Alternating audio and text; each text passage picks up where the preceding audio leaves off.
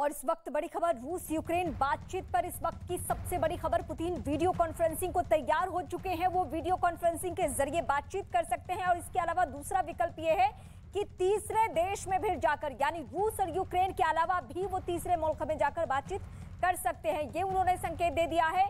और अगर ज़ेलेंस्की को वीडियो कॉन्फ्रेंसिंग के जरिए बातचीत करनी है तो उस बातचीत के लिए भी पुतिन तैयार है।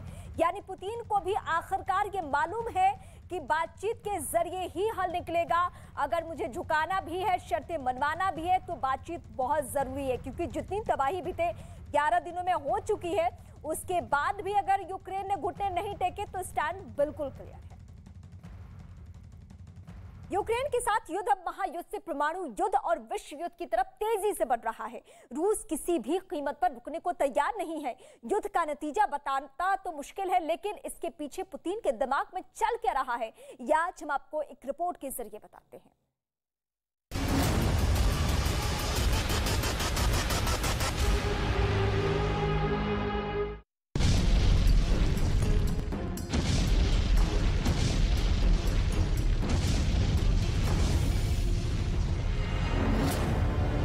पुतिन जो कहते हैं वो करते हैं, और जो नहीं कहते वो जरूर करते हैं।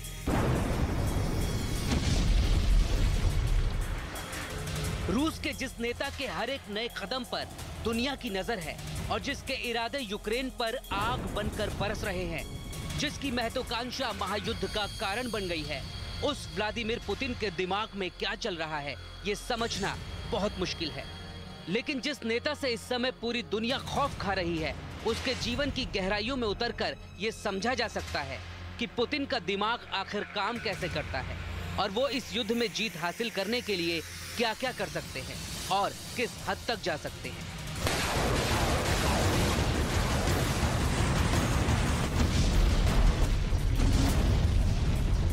पुतिन का जन्म वर्ष 1952 में रूस के लेनिनग्राद में हुआ था, जिसे आज सेंट पीटर्सबर्ग कहा जाता है।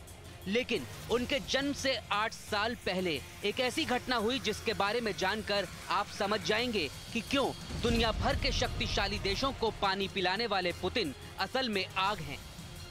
अमेरिका की पूर्व विदेश मंत्री हिलरी क्लिंटन अपनी एक किताब हार्ड चॉइस में उस किस्से के बारे में बताती हैं जो व्लादिमीर पुतिन ने एक मुलाकात के दौरान उन्हें सुनाया था। इसके मुताबिक दूसरा विश्व युद्ध अपने आखिरी पड़ाव पर था। तब पुतिन के पिता, जो खुद एक सैनिक थे, वो युद्ध से ब्रेक लेकर अपने घर लेनिनग्राद पहुंचे। लेकिन घर के पास पहुंचते ही उन्होंने देखा कि कुछ सैनिक लाशों के ढेर को एक गाड़ी में डाल रहे हैं। लाशों के उस ढेर में पुतिन के पिता ने अचानक अपनी पत्नी को पहचान लिया। पुतिन के पिता को यकीन था कि उनकी पत्नी जिंदा है। बहुत मिन्नतों के बाद सैनिकों ने पुतिन की मां की लाश उनके पिता को लौटा दी। वो सैनिक उन्हें मरा हुआ समझ चुके थे, लेकिन पुतिन की मां के शरीर में जान बाकी थी। पुतिन के पिता उन्हें घर ले आए और देखभाल के बाद वो पूरी तरह से ठीक हो गई। और फिर 8 साल के बाद लेनिनग्राद के उसी घर में पुतिन का जन्म हुआ। यानी पुतिन का जन्म किसी चमत्कार से कम नहीं था। दूसरा विश्व युद्ध खत्म होने के 7 साल बाद जन्मे पुतिन रूस की खुफिया एजेंसी केजीबी से होते हुए सत्ता के शिखर तक पहुंचे हैं। पुतिन खेलते तो ताइक्वांडो हैं, लेकिन भूगोल की बिसात पर उनका दिमाग एक ऐसे शतरंज में उलझा रहता है जिसमें वो सिर्फ और सिर्फ अपने दुश्मनों को शह और मात देने के बारे में सोचते रहते हैं।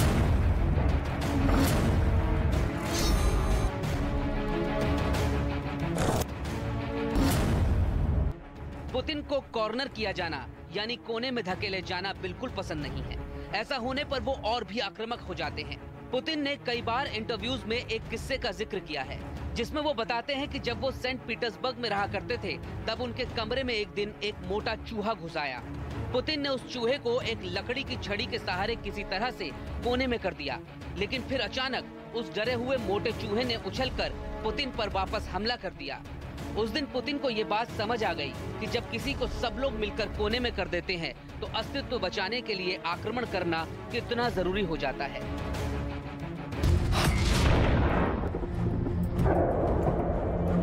पुतिन को ऐसा लगता है कि यूरोपियन यूनियन और नेटो रूस को लगातार कोने में धकेल रहे थे और आखिरकार पुतिन ने अंतर्राष्ट्रीय रिश्तों और नेटो को ताक पर रखकर यूक्रेन पर हमला करने का कठिन फैसला लिया।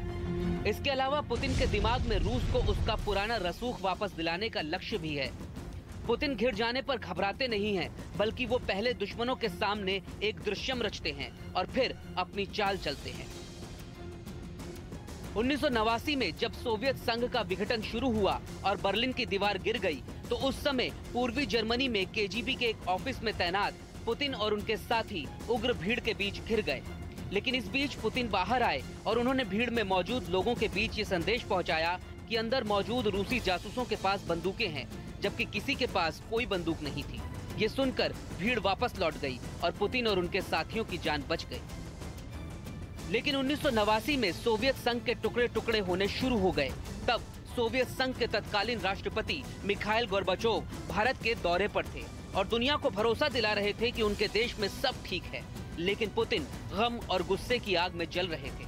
उन्होंने जर्मनी छोड़ने की तैयारी तो शुरू कर दी थी, लेकिन इस शपथ के साथ कि वो एक दिन अखंड रूस का सपना पूरा करके रहेंगे। पुतिन केजीबी, रूस की सिक्योरिटी काउंसिल के सचिव और प्रधानमंत्री के पद से होते हुए रूस के राष्ट्रपति बने हैं और वो उन देशों को एक बार फिर से रूस में मिलाना चाहते हैं जो सोवियत संघ के टूटने के साथ ही अलग हो गए थे। पुतिन का ये सपना बहुत पुराना है और वो कई बार इशारों में इसका जिक्र कर चुके हैं। पुतिन कई बार अपने एक पसंदीदा इतिहासकार और लेखक लेव गुमलियोव का जिक्र करते हुए कहते हैं कि लेव का मानना था कि एक राष्ट्र 3 चरणों से होकर गुजरता है। पहला चरण होता है विकास का, दूसरा चरण होता है चरम पर पहुंचने का, यानी असीम शक्तियां हासिल करने का और विस्तार करने का। इसके बाद कोई भी राष्ट्र ढलान के रास्ते पर बढ़ने लगता है।